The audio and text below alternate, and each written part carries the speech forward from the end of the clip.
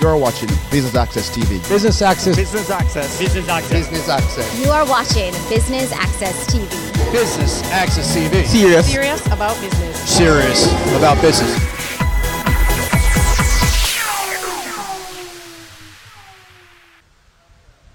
The Betting, Gaming and Lotteries Commission is hosting the 7th Caribbean Gaming Show and Summit right here at the Montego Bay Convention Center, a first for Jamaica. And Business Access TV is here with all the highlights of day one. I'm Shelley and Hill. Stay with us.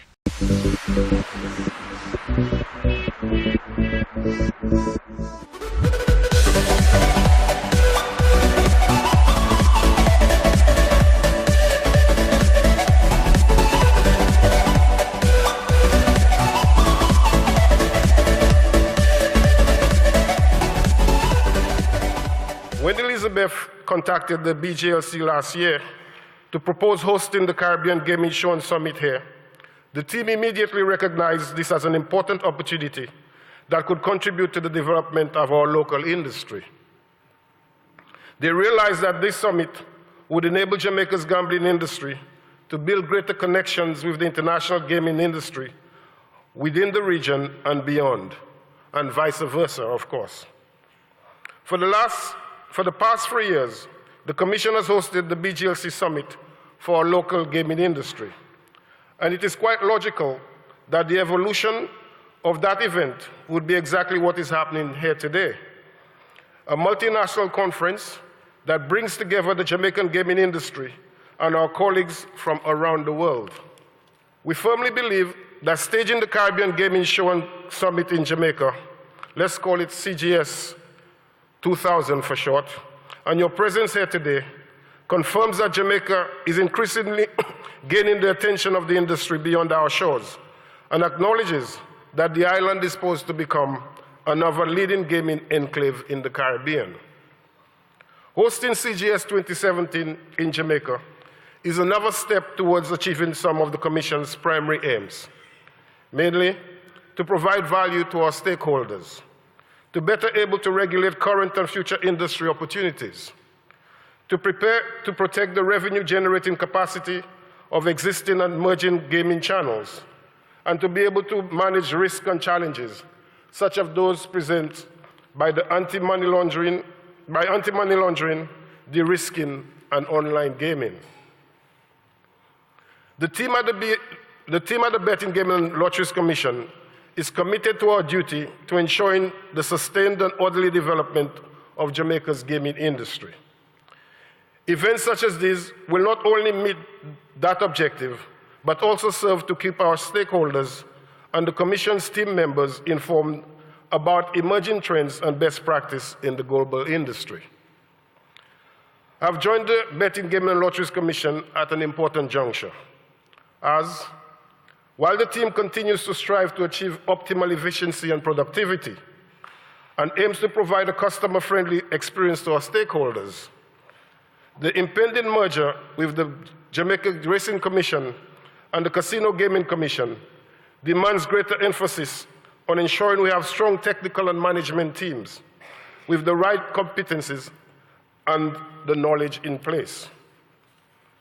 Stakeholders and visitors, you are joined today by a number of the BGLC team members from our key operational divisions. I'm sure everyone will agree that this summit is an excellent platform for networking. So as we hear from experts in the areas of anti-money laundering, esports, iGaming, and other topics over these 2 days, we look forward to dynamic discussions and exchange of ideas, both in the plenary sessions and outside the main conference room. We're joined by Mr. Vitus Evans, Executive Director of the Betting, Gaming and Lotteries Commission. We welcome you, sir. And certainly you must be feeling pretty proud having this wonderful summit here. Tell us a little bit about the preparations that were put in place to host the 7th Caribbean Gaming Show and Conference. We have an international flavor this year. And I'm very proud and very happy in terms of the turnout. We had well over 400 persons attending the conference. And that gave our local stakeholders an opportunity to connect and to interact with the international gaming community And that's been great. I mean, to that extent, it's been great. The preparation wasn't too difficult in that, as I said, our normal annual conference, we make the preparations for that. So it was just to actually go on the same rule, but actually just some extension to prepare for our international guests that came over to Jamaica. Fantastic. And of course, we've been hearing a lot about regulation and compliance. How important are regulation and compliance to the local betting gaming industry? No, well, I mean, the local gaming industry, I mean, there must be compliance because we work by certain standards and those are set by statutes. I mean, you have the Betting, Gaming and Lotteries Commission and you have the Act that actually guides all our actions. And in order to protect our gaming public, we must ensure that they're compliant by our licenses. We work very closely for our licenses. And we see them as partners in terms of growing the industry. But at the same time, we can't lose sight of the fact that we are regulators. And we have to regulate the industry to actually ensure that there's a confidence of the public in actually participating in gaming in Jamaica. Hence the reason for the compliance for the standards that we have set. And we have a very good compliance department that work very closely with our licensees and stakeholders. But we also have a strong enforcement department that ensures that those whatever regulations are complied with. Online gaming in its various forms present new challenges for regulators globally. To put this in context, in 2015, the online gaming market had a volume of $37.91 billion US. And this figure is forecasted to increase to $51.96 billion US by 2018. While our existing legislation, the Betting, Gaming and Lotteries Act, does not yet contemplate this new frontier of gaming, we at the BGLC do envision a more agile and responsive regulatory model that encompasses all modern forms of gaming activities. To this end, our legislative committee is well advanced in preparing amendments to modernize and broaden the scope of the legislation to make it more relevant and consistent with industry developments.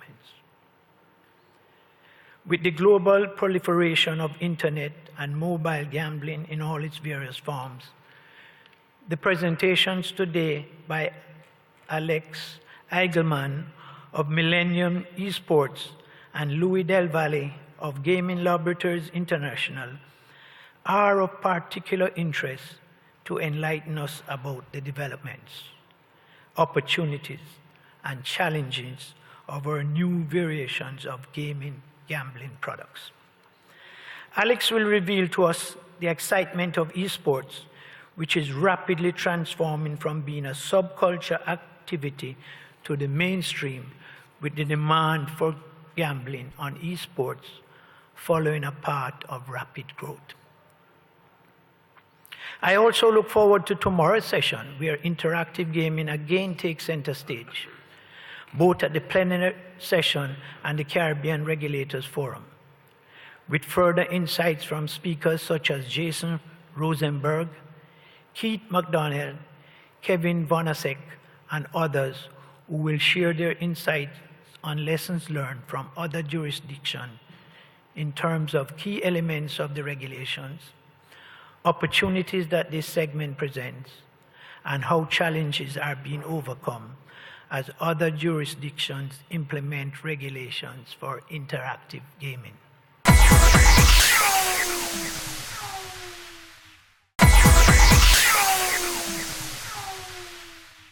We recognize that there cannot be a vibrant racing industry without a strong horse population with quality horses.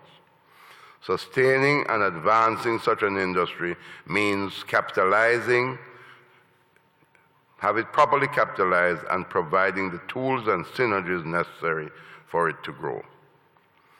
Divesting CTL has allowed well-needed investments to flow into the sector to drive these initiatives. And the Racing Commission will also be improving its training capacity to boost its certification courses in horse racing. The intention is to position Jamaica as a training hub for the occupational groups within the industry. In other words, we want to be a training hub for the region, okay? Serving the needs of our local, Caribbean, and international markets, and in turn, adding another revenue stream for the Commission. To this end, the Racing Commission is actively pursuing discussions with representatives of the Pearl of the Caribbean. You may recall that the Chinese are building a state-of-the-art track in St. Lucia under a US $2.6 billion investment.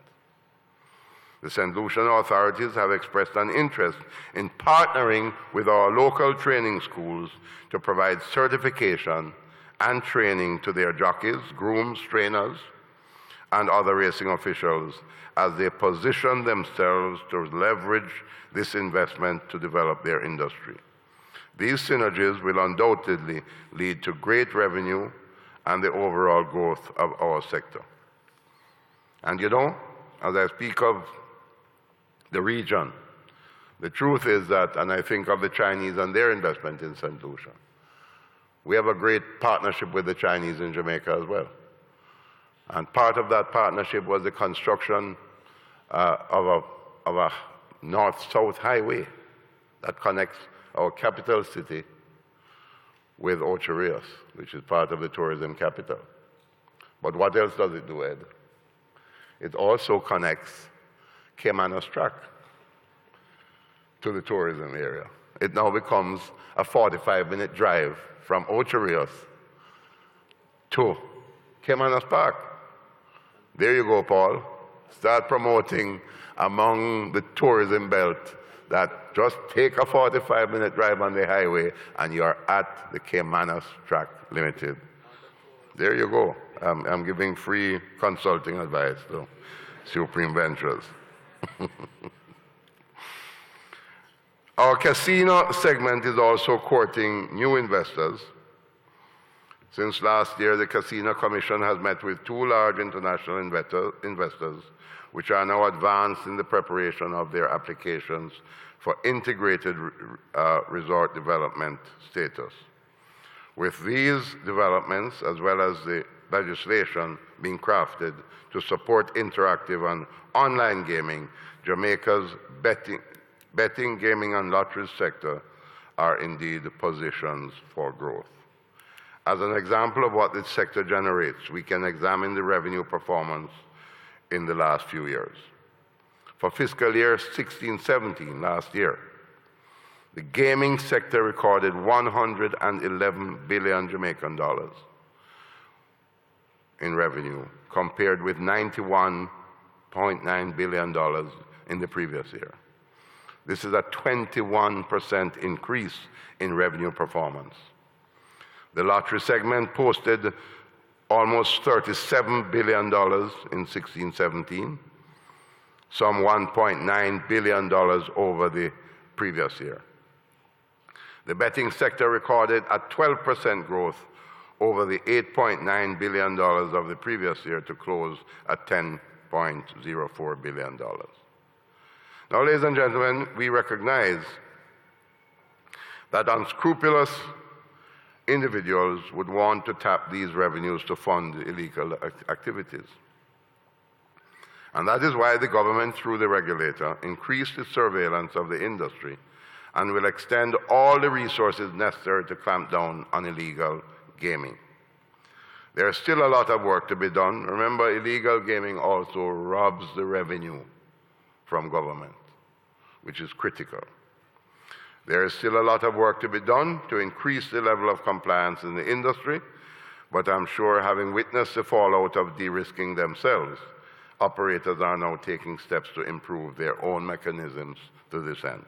We are of the view that once all the regulations are in place, the gaming industry will be of fundamental importance to our tourism product, as well as to the rest of the region, giving us more than a fighting chance to compete with rival jurisdictions.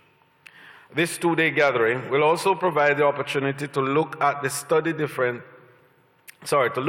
study different proposals and ideas surrounding gaming, as well as being able to look at what's going on in the world around us, assess what's happening in our jurisdiction, and appreciate that we now have an opportunity to seriously get in the game as an important part of this global phenomenon. When we look at successful gaming jurisdictions around the world and the positive impact the industry has had on tourism, we can truly salivate at the potential and prospects of our own homegrown product. Also, every day it would seem like a new destination is getting into gaming, reinforcing the point that we have to get our collective houses in order and build on what many of us have already started. It goes without saying then that not only do we have to be introducing new games, we also have to be competitive.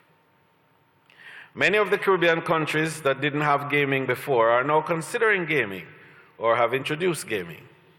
Our legislation will be seeking to advance our gaming to ensure that we're offering what is being offered around the world, and even better, so that we can attract more people, because tourism is indeed our main industry, not only here in Jamaica, but in the entire region.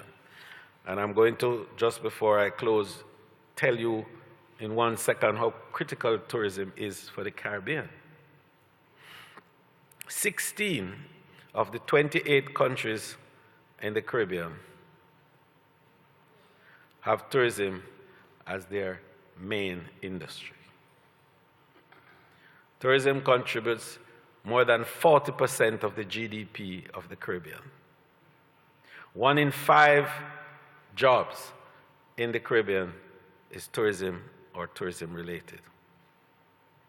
Last year, 30 million people visited the Caribbean, spending $27 billion.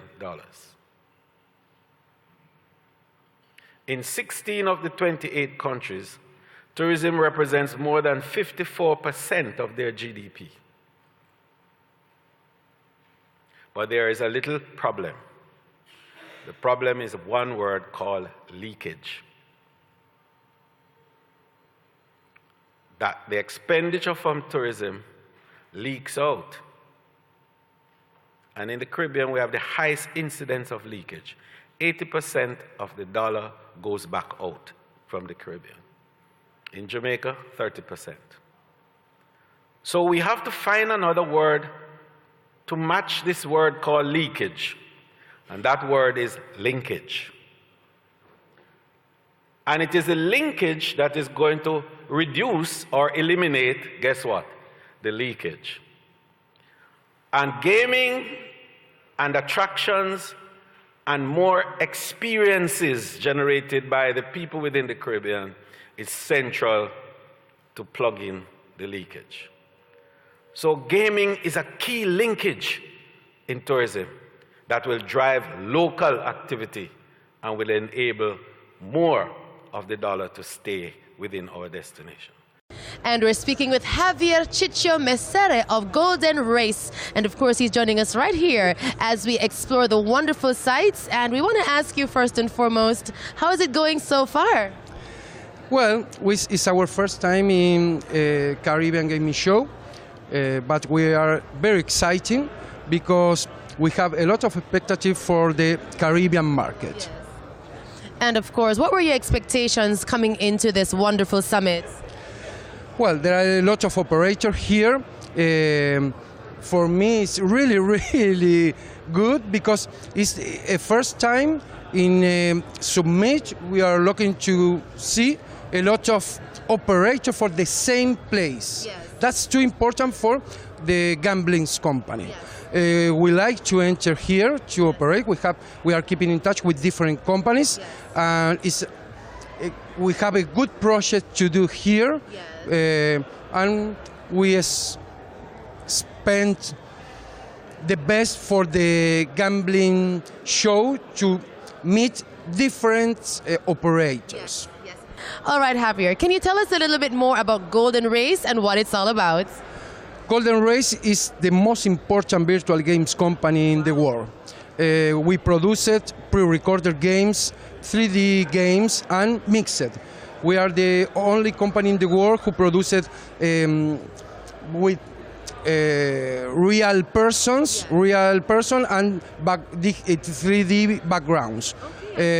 Yes, we launched last year fighting games with real fighters, usually championship of Europe in different martial arts, and with real odds. Our company produces the games, we do the support, we do everything in the process of the game.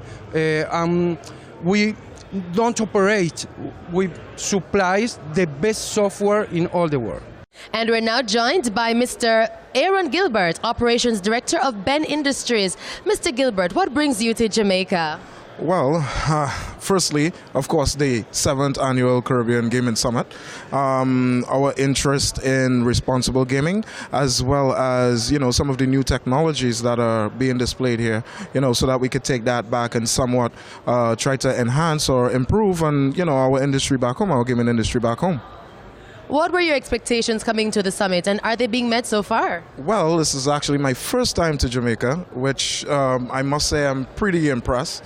I haven't had the opportunity to take Jamaica in, but the hospitality, the people, the culture, it's all very, very, very overwhelming in a good way. Other Caribbean countries are embracing technology, embracing the changes of the industry on the whole worldwide, and to see if we can pick up some Easter eggs of our own as well and help others overcome certain obstacles that they may have had along the way. After the break, we'll bring you more highlights of the 7th Caribbean Gaming Show and Summit Day 1.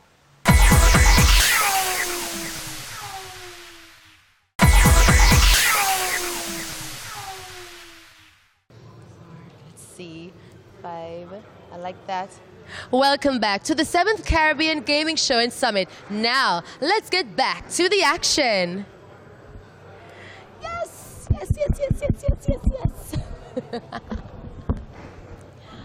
Whoa, oh my gosh, yes. Ooh, come on. So I want to say 6 words that you should take away with you, I hope, in terms of what you do at the various commissions, what you do wherever you are, in terms of if you are a stakeholder in terms of Jamaica complying with its international obligations. And these words are these: reputation, reputation, reputation. And the other 3 words are compliance, compliance, compliance.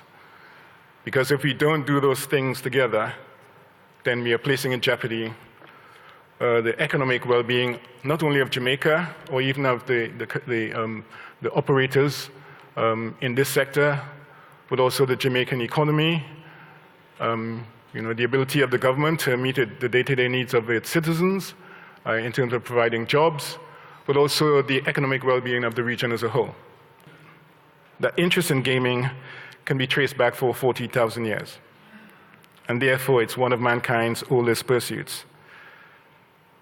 And as it was then, so it is now, given all that the minister said, but there have been changes. And the minister spoke about the technological advances, esports, online betting. The minister spoke about how the sector has developed over the years. So patrons are it's no longer necessary for patrons to go to premises physically. You can do so online. And there are new products to be developed in the future. So what was once illegal is now legal and playing a very important role to our national economy. In some countries, government policy for generating revenue to provide jobs and to meet the day-to-day needs of citizens is now directed towards the joint development of tourism and gaming. And Minister Bartlett spoke about that very, very effectively. In other countries, the government is an important player in this sector, with a share of the revenue going to good causes like funding social programs for young people and even training athletes for the Olympics. However, the positive environment in the gaming sector in which the gaming sector operates has to be tempered with the growing and forceful demands of the global agenda, which is dictated by the G7 and G20 and focuses on effective implementation of the international standards to combat money laundering and the financing of terrorism, and also the proliferation of weapons of mass destruction. And so I want to repeat again the mantra for all gaming operators and regulators should be compliance, compliance, compliance with these standards because of the implications for your international reputation. A strong culture of compliance is important to the viability of the gaming industry, and the tone of compliance should be set from the top. Boards of directors and senior management must ensure that the business is guided by strong AML/CFT policies that provide adequate resources for the compliance function, and that the control systems are monitored regularly and adjusted in keeping with the products that are offered and the risk environment in which the business operates. So as the minister spoke about online gaming, then you have to be mindful that you have to adjust your AML/CFT programs to meet these new products and the risks that they bring with them. The role of the regulators is also important, and it's critical to high levels of compliance with the international standards. Fit and proper testing for new licensees, as well as their associates, in terms of being involved in the management and ownership of gaming houses, gaming launches, and ensuring that annual filings are done as required, that records are kept for maybe 7 years so that you can assist in terms of law enforcement being able to investigate criminal offenses, bring charges, have successful prosecutions, and eventually take the profit out of crime by confiscating illegal proceeds. So esports really is a form of competition. It's competitive video gaming. And basically, it's any type of game that people play competitively against each other. So many of you are familiar with console games like Xbox One or the PlayStation 4. Those are games that people play. Some of those games are one versus the computer player. Others are games where you play against other people. And then there's also PC games. And so these are games that people play competitively. As an example, let's take a game called Call of Duty you may have heard of, or Halo. So these are games that people play against each other, and typically competitive video gaming is made up of teams. So there'll be either 4 or 5 people in a team playing against another team of 4 or 5 people. And as you'll see from the presentation, this industry has exploded and really is at a point now that it is rivaling conventional sports. Here's some demographics. 65% are between the ages of 18 to 24, male. 43% have annual incomes of over $75,000 US a year. And these are very key points to take a hold of. 49% of them spend most of their free time consuming esports. So aside from playing video games, they're involved in esports in many ways. And so a lot of them are watching esports, playing esports, betting on esports, which we'll talk about in a minute. And 60% are willing to travel to attend tournaments and events. Very important for a country like Jamaica or others that tourism is an important thing.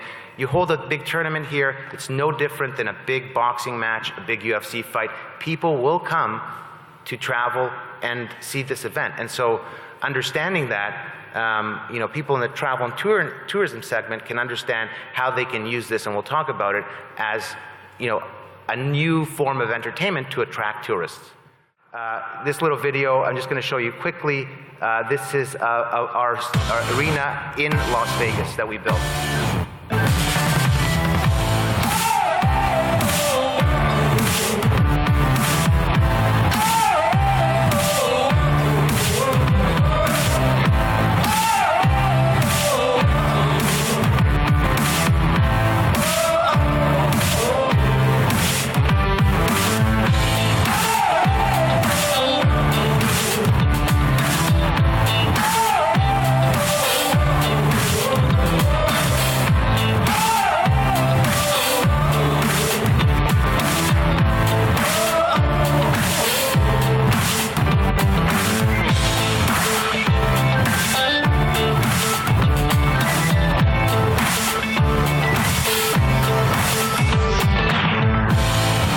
That's my company.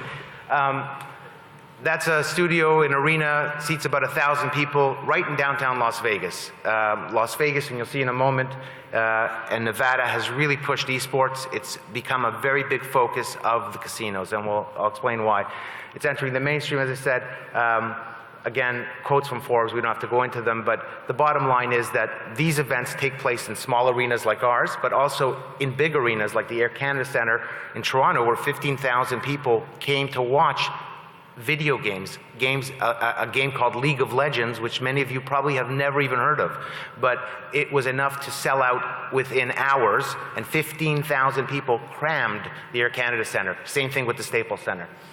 Just for those of you that don't know as well, the NBA has announced a partnership with NBA 2K, which is a video game, and now there is going to be an NBA League, a video game league, where the actual teams, the 17 of the 30 teams, have already opted in to be part of this video game league. So it's real world and the world of video games, and they're merging.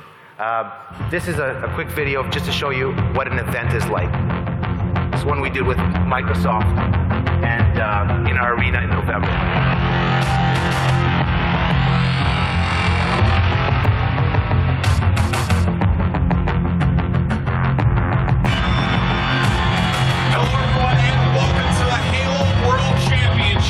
Las Vegas qualifier. Let's make some noise. Microsoft put up the money here. There's a big prize pool. Was attended by over 1,000 people. We have over 30,000 people watching online, and it was a hugely successful event in our arena. They are going to the Halo World Championships.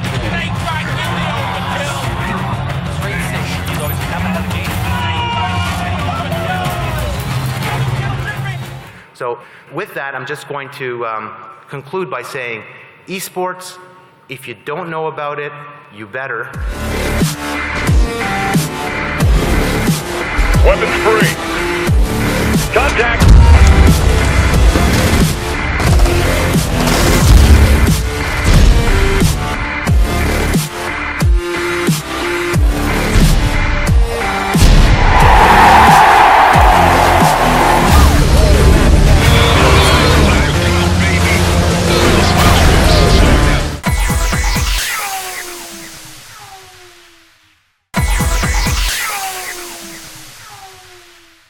Let's get started. Going to show you a quick video just to kind of plug you in.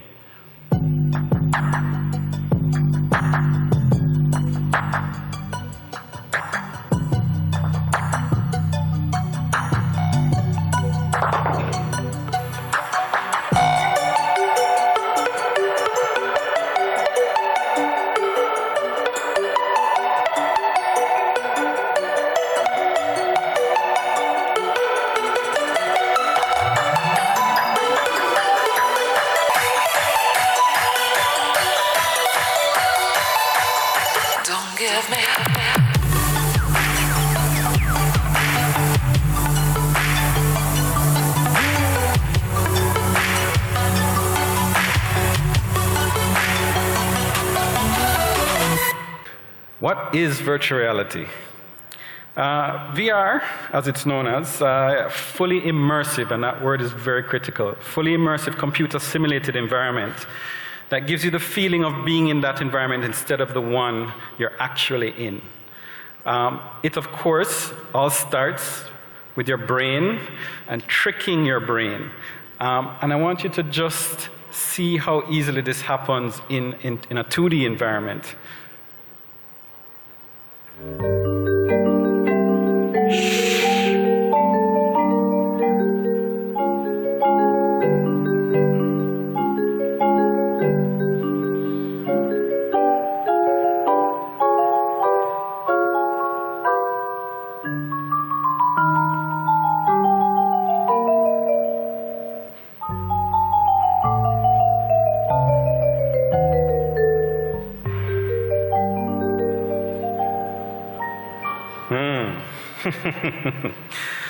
So when your brain has a sense of presence, along with a mix of illusion, timed coordination, and interaction in a virtual environment, that simulation then becomes so real that you forget the computer, the headset, the accessories, and act exactly as you would in the real world.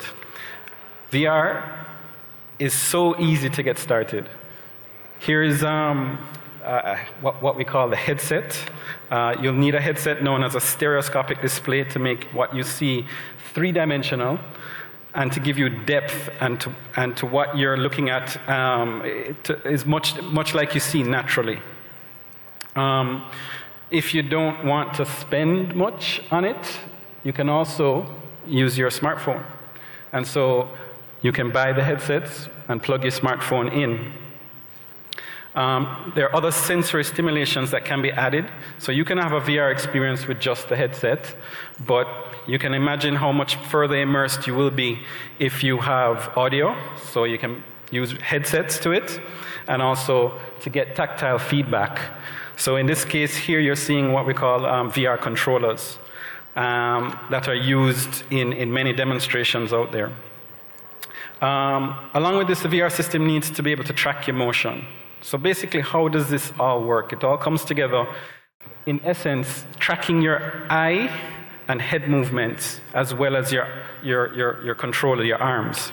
This signals the system to render the image displayed in your headset and change with your perspective. So if you turn your head to the left, the display in your headset will render and show you what's to the left in the simulated environment. Tracking controllers, which you hold in your hands, will complete the total immersion, where you can gain a certain amount of control, such as walking forward, backwards, to the left and the right, and walk through that virtual environment, as well as interacting with objects. So you can pick up things, you can touch things, you can reach out and interact with that virtual world. So it doesn't just feel like a 3D movie that you're watching.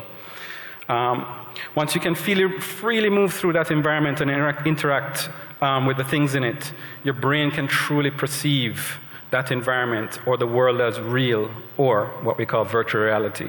Thanks to Lucky VR, they also provided us with another VR demo called Slots Million, which offers a VR version of their online casino. We're going to give you a demo of this as we suit up our volunteer. What you're going to see on screen is what he's seeing in his helmet, but the difference in all of this is that he is being immersed into a 3D world. Okay, we hear the slot machines. All right, we're going to move him forward into the casino.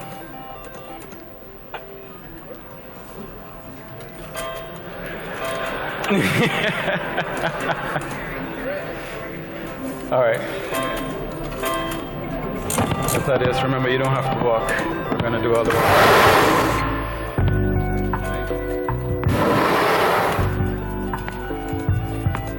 All right, Thaddeus, you can take a look around. Take a look to the left and right. You can look up and down. And you're actually in this room.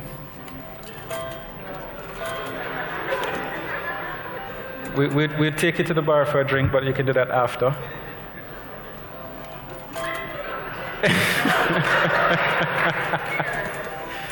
And just letting you know, he's never done this before, so this is first time experience. All right, Gary, let's take him to the machine.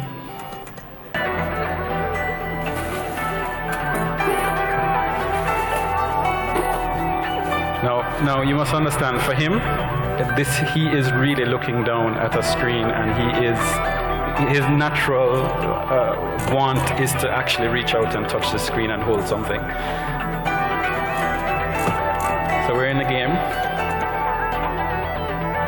As you can see, all the controls are there. You can up your bet, different levels, place your bets. And in this case, we're going to go see if Thaddeus can win something. Oh, very good, Thaddeus.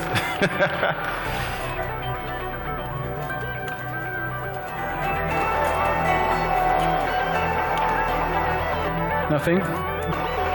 One more time. One more time.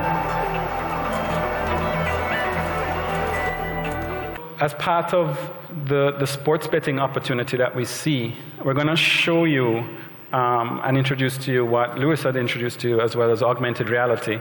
I have a quick video just to kind of give you an idea of what we've just shown is virtual reality, but augmented reality is a type of virtual reality that blends what the user sees in their real surroundings with digital content generated by computer software. So take a look at this video.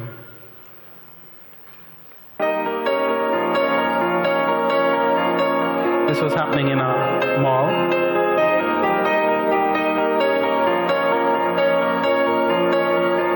And what people saw on screen was augmented, just like in this game, which is in the middle of the street.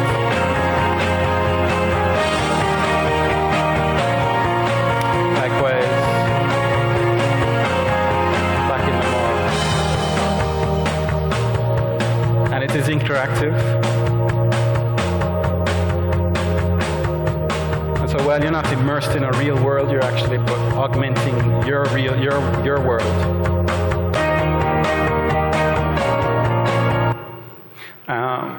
So that's really cool, and actually if you do experience it, it's even cooler. But imagine mixing these technologies now. And so what if we could immerse you into a live horse race, and we turn you into the jockey? And you can actually bet on your horse and see where you are, where you end up at the end of that race. We're going to put Thaddeus again, once again, ask you to become a jockey just for 1 minute. This one is a little bit easier. This is a wireless headset. I think we're only going to be able to see it on the two end screens. The line now, they're locked up. So this is what he's seeing. And they're off. And the starter caught them well. Schloss Schneeberg and Our Quick Arch away the best. Showing early speed. Golden Jigs, the great one. He goes towards Mahogany Cat, drives to the front. Mahogany Cat spurts clear by 2 to Maze Flash and Never Worn. They've gone to 2nd and 3rd, now to 4th. Golden Jigs. Rebellion Stream is behind them on the inside from that through Mr. from Our Quick Arch.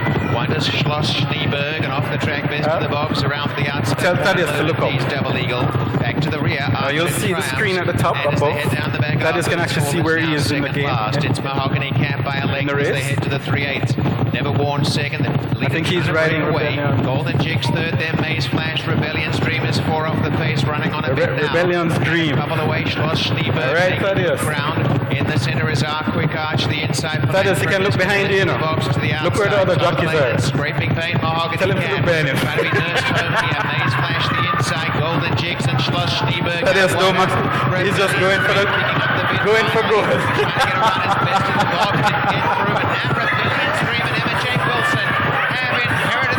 We've lost Thaddeus. There, Mahogany Cat. They're swarming late, but to no avail. Rebellion Stream home.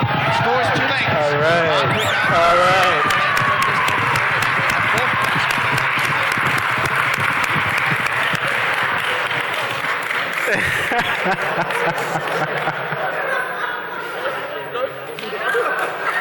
Excellent.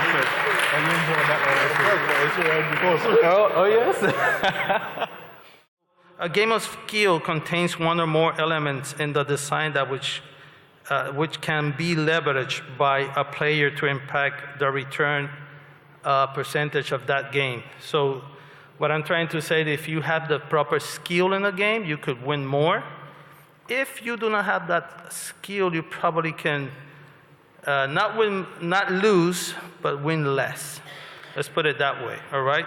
So this new type of game, we're going to see a short little video in a moment, but I just want to talk to you on that. I know that Alex mentioned on his presentation a little bit topic on the skill-based game. This is taken from the GLI 11. The new 3.0 version talks about skill-based games. Regardless that this machine doesn't have a pay table or rails, the regulator still needs to verify that this game has been played under a certain hold. And of course, the game has to make money for the house. So there are standards written specifically for the skill-based machine. For example, any game with skill where there's a potential for a style or method of play that to result in a game falling below the minimum, the game should disclose this.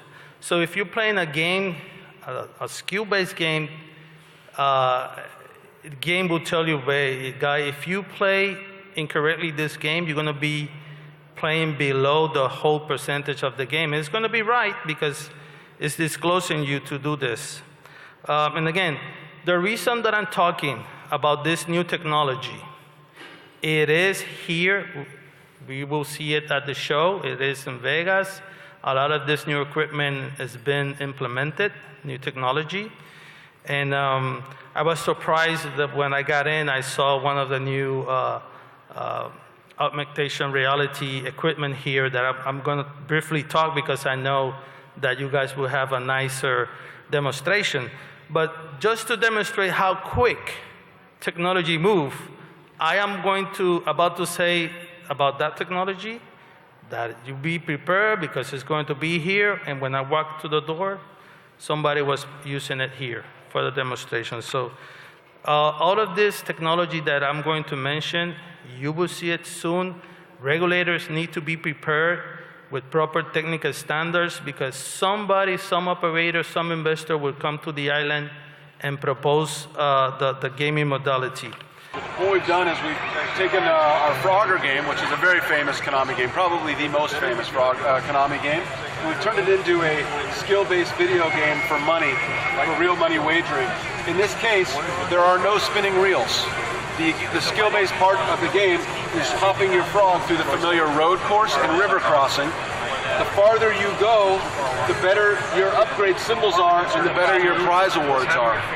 And there's also a leaderboard so that you can challenge your friends for high scores and put that on social media. And so this is a game that we think will appeal to those kind of Gen X millennials, but also something that will work with the core player. So I'm going to show you how you play. You need to hop through without landing somewhere that is unsafe. And you want to collect coins along the way.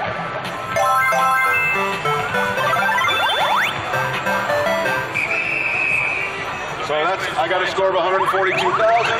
Now I get to pick them, and I get to pick a lily pad. There's two odds: one wheel, pick a lily pad. 2 credits, 2 4 credits, and 1 8 credits. I got 4 credits, so I bet $2 to get in the game, and I won $1 back. I never thought that I was going to be able to see this type of new development. No reels, but you are gambling and you are winning. And this type of machines will have the whole percentage as a normal slot machines. Next topic, persistent game. Basically, this type of game is more related to video games, also with skill-based games.